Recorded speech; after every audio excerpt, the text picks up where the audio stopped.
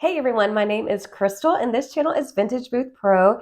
I am here to help you learn more about the vintage booth business and increase your booth sales. First of all, I'd like to invite you to join my free Facebook group. Over on Facebook, just type in Vintage Booth Pro or check in the description box below. We are a growing community of just helpful and lovely people that are all trying to improve their booths, increase their sales, and just a really helpful, supportive community. So everyone is welcome to join. Just answer a few questions and I will let you in. But today I went to my booth for the first time in quite a while. I actually had a big blowout 4th of July sale. Everything in both of my booths were half off, actually for 2 weeks. And the reason I did that was because number one, I'm closing my second booth and I have two big clearance sales every year. One at 4th of July and one around the holidays, like after the week after Christmas, between Christmas and New Year's, just of the purpose of cleaning out inventory. And it was massive. I sold just so much stuff. So I'll show you when I go into the booth, it's so empty. And I had an idea. I wanted to create a gallery wall, but I also wanted to jump on this trend of I'm calling it kind of a woodlands trend with mushrooms and moss and, just kind of back to nature. So I kind of had sort of a unique thing that I made with a mirror that has been sitting in my garage for quite some time. It was a free mirror, but then it was a craft fail. So it was just kind of hidden in the corner of my garage. And I saw it one day. I was like, I have the perfect idea for this. So I'll show you what I made, and I'll show you how I laid out my gallery wall. And yeah, I'm just so happy to get back in my booth. And does feel really good just to get in. And I spent probably 2.5 or 3 hours working on my booth. And no one understands that exhaustion other than other vintage booth owners. Once you have finally finished your booth and you get to walk away, of course, always recommend taking just tons of pictures and videos as you can share on social media. So anyways, let me jump into it and show you what I made. So here's the mirror before. It was a craft fail because I had tried to decoupage and then distress some paper on the side of this mirror, and I didn't like it, and then I could not get it off. So covering it with something I thought was the best path moving forward.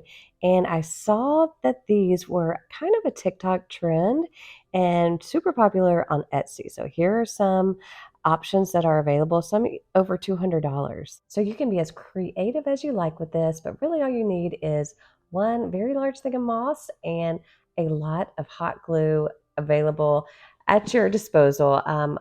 I It's a trial and error, so you just glue it on and some comes off and then you keep gluing and keep gluing and keep gluing. It takes a while. It's a very messy project. At the end, you can add whatever little notions and leaves, added some feathers, just some fun little things. And then for the final, I used my daughter's hairspray from her ballet that she uses to hold her hair in, and this helped a little bit, I think. Okay, so now we are headed to the booth, and I was just kind of in shock at how empty it was. And that honestly is the great thing about having a booth. You can spend as much time or as little time as you want. And honestly, I let the sale run and let the treasure hunters have their way with the booth. But when I came in, it was just an empty mess. So I had my work cut out for me.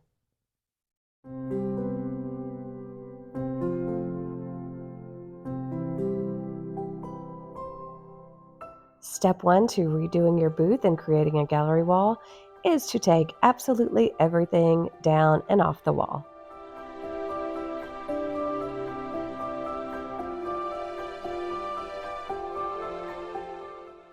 So is it just me, or do you have to make a massive mess before things improve? My store owner makes fun of me all the time because I am so incredibly messy, but I think it's worth it in the end. What do you think?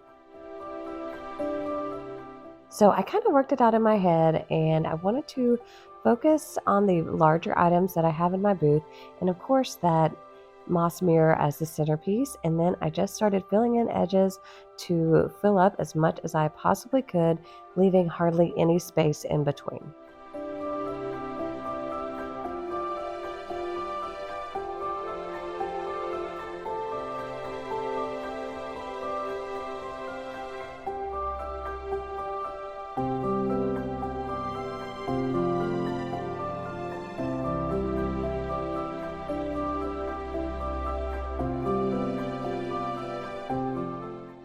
And you may remember that I had created some hometown stickers that have sold fairly well. Well, I decided to take a huge plunge and create some local t-shirts with my town, Cumming, Georgia. And I found a deal online where I purchased them for a little over $4 each. I had to buy 100. And I have them priced at $19.99 each. So I'm very excited and nervous to see how this new line of t-shirts goes. So here's the final look on the gallery wall. The funny thing is that I ran out of items to put on the gallery wall, so that is why there are still some spots on the edges. And this is the side wall, and I really ran out of time. I was so focused on the main wall that the two side walls did not get that much attention.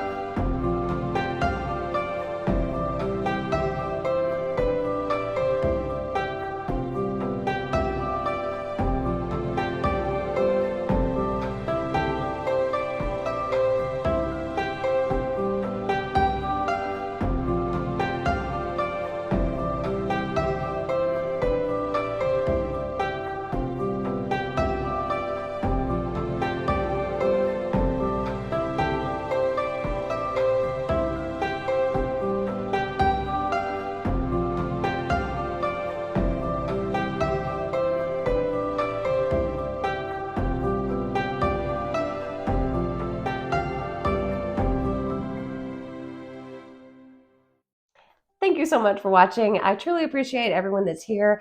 And if you would like this video and subscribe to my channel, it really helps the algorithm and helps YouTube show other vintage booth owners that may be interested and could also help join our little growing community. Thanks so much for watching.